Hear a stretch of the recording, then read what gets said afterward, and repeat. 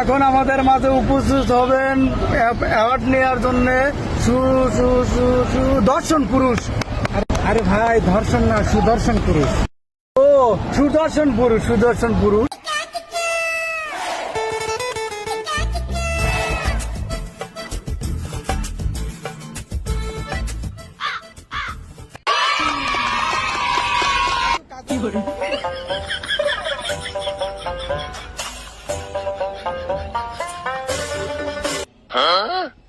Thank you.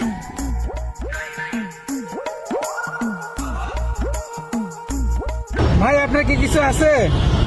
কি কি থাকবে? আপনার মধ্যে কি আছে? কেন আমাকে দেখে কি আপনি বুঝতে পারতেছেন না? আমার মধ্যে অনেক কিছু আছে। আপনি তো বাংলাদেশের সুদর্শন পুরুষ, আপনি বিয়ে করছেন না কেন? আমার তো কোনো বয়ফ্রেন্ড নেই, আমি কাকে বিয়ে করবো? কি আমি কোথায় পাবো এখন? আমার তো কেউ নেই।